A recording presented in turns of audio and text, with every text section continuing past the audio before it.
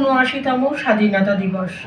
সেই দিনটিকে শ্রদ্ধা জানিয়ে দেশের জন্য লড়াই করতে থাকা সৈনিকদের জীবন কাহিনী নিয়ে আজ আমাদের নিবেদনে শ্রুতি নাটক মায়ের কষ্ট। লেখনী ও নির্দেশনায় শ্রীমতী অসীমা সরকার। মায়ের কাছে মায়ের খোকা ছোট্ট হয়েই থাকে, যতই বড় হোক না তবু স্পর্শে ছবি আঁকে। কে খোকা এলি? আয় বাবা, কতদিন আমার পাশে একটু বসিসনি। আয় বাবা, তোকে একটু ধরি। দে বাবা, হাতটা দে। চোখে ভালো ঠাউর পাই না তো, অনেকদিন ধরেই তো চোখে দেখতে পাই না রে। এই তো, কি শান্তি পেলাম জানিস খোকা। কিন্তু তোর হাতটাই তো নরম কেন রে? কিশোরীটি সরল ভারী, সরল তাহার মন, দুষ্টুমিতে ভরা চোখে মাই আপনজন। কোথায় তোমার খোকা? এটা তো আমার হাত, তাই তো এত নরম। ওরে শয়তান মেয়ে, আমাকে ঠকানো। হ্যাঁ, ভাবলাম খোকা এসেছে। সে কবে যুদ্ধে গেছে, খালি রেডিওতে খবর শুনি শত্রুপক্ষের হানা, শত্রুপক্ষের বিমান হামলা। কিন্তু খোকার তো কোনো খবর পাই না রে। আমি নিজেই কি জানি চাই, তোমার ছেলে 6 মাস হলো কাশ্মীরে। যুদ্ধে গেছে মায়ের খোকা, অনেক দূরের পথ। মায়ের মনে খোকার স্পর্শ আনবে বিজয় রথ। মাঝে মাঝে বুথে গিয়ে কথা বলি, তুমি তো জানো। ফোন করলেই শুধু শুনি গুলিগালার গপ্প। বুথটা একটু দূরে, তাই তো তোমায় নিয়ে যেতে পারি না। একটু যদি দেখতে পেতে, তাহলেই তোমাকে নিয়ে গিয়ে ওনার সাথে কথা বলিয়ে দিতাম। আসলে মায়ের মন তো সব সময় সন্তানের প্রত্যাশা তো থাকেই বল। তবে তুই আমার বড় ভালো মা। তোর শ্বশুর মশাই চলে যাওয়ার পর থেকে তো খোকাই আমার আগলে আগলে রাখতো। তারপর খোকার চাকরির সাথে সাথে ঘরে আনলাম তোকে। সেই থেকেই তো তুই আমার ঘরের লক্ষ্মী। হ্যাঁ রে, সে তার খবর কি? সে ঠিকঠাক খাচ্ছে তো? কার কথা বলছো বলো তো? আরে, তোর পেটে 70টার কথা বলছি রে, যার জন্য তোর ঘুম খাওয়া সব লাটে উঠেছে। তুই কি যে সব বলো, আমার লজ্জা করে না বুঝি? আমার লজ্জাবতী লতা। একটু চা করবি মা? দুজনে খাই। চিঠি আছে চিঠি, চিঠি আছে চিঠি। মেঘ পিয়নের চিঠি নিয়ে পিয়ন দিদি আসে। চিঠির খামে খোকার গন্ধ, খোকার ছবি আঁকে।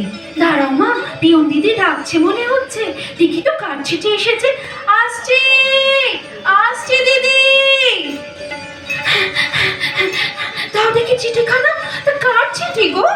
এই নাও গো বউ, মনে হচ্ছে তোমার ওনার চিঠি। দেখো দেখো, ধরো। হতে পারে গো ওনার চিঠি।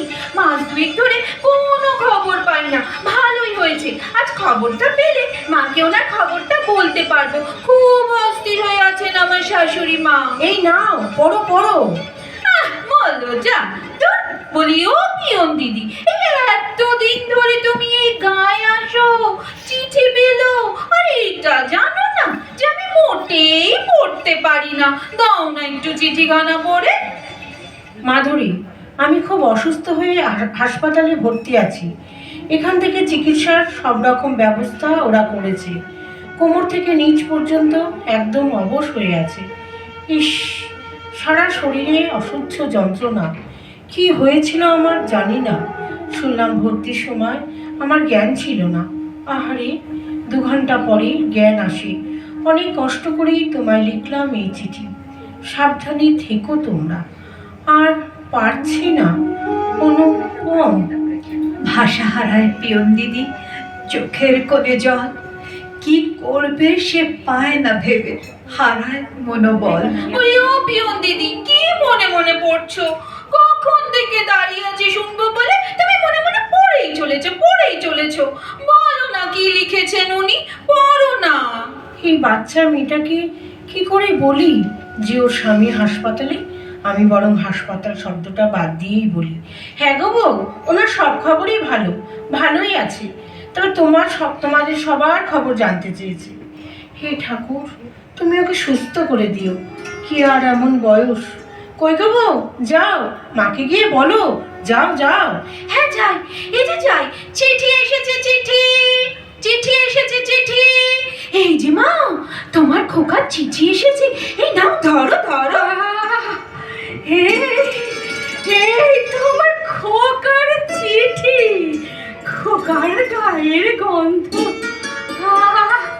কি শান্তি। আজ খুব ভালো লাগছে জানো মা, সেদিন ওনাকে ফোন করতে গিয়েও ফোনে পাইনি। তুমি ভাববে বলে তোমাকে আর বলিনি। যাই, এবার রান্না চাপাই। বিপদে মোরে রক্ষা করো, এ নহে মোর প্রার্থনা। বিপদে আমি না যেন করি ভয়, বিপদে মোরে রক্ষা করো। কেমন আছো অবো? কেমন আছে কে জানি। ভালো আছি গো পিয়ন দিদি। এই বলতে পারলাম না।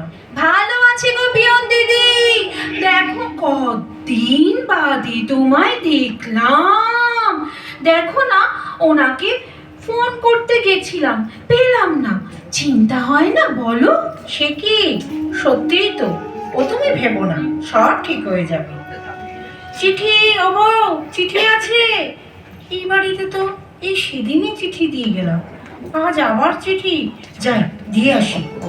এই তো সেদিন ওনার চিঠি এলো, আজ আবার কার চিঠি এলো?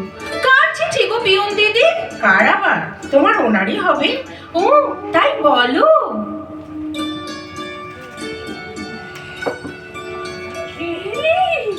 খোকা, খোকা নাকি? এ কি, তুমি উঠে এসেছো? আরে পড়ে যাবে তো, চলো ঘরে চলো। হ্যাঁ, তোমার ছেলে খোকার চিঠি এসেছে। বলছি দাঁড়াও, তোমার খোকা কি লিখেছে? ও পিয়ন দিদি, একটু পড়ে দাও না গো, মাকে একটু শোনাই। আজকে একদম ঠিক খবরটাই বলতে হবে। সেদিন তো কিছুতেই ঠিকটা বলতে পারিনি। কি জানি চিঠির মধ্যে কি লেখা আছে।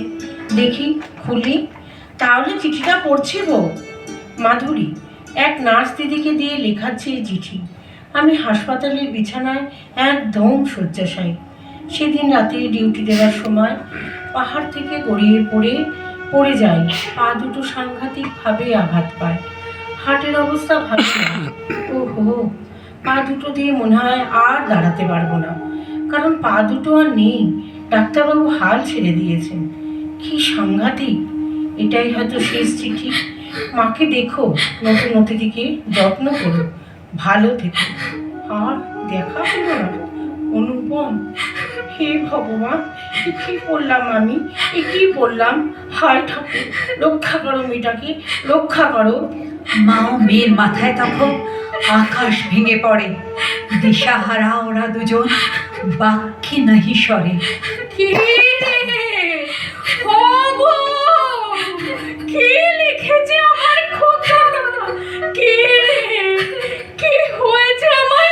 বল, কি হয়েছে বল আমায়, বল। চলল ছেলে অস্তা চলে, রণং দেহি সাজে, যুদ্ধ ভেরির ওই দামামা মায়ের কানে বাজে। হে ঠাকুর, কি অপরাধ আমার বলো? হে ঠাকুর। হা ভগবান। বিধির বিধান বড়ই কঠিন, কিছুই মানে না। হিসেব করে অঙ্ক কষে, ভুল সে করে না।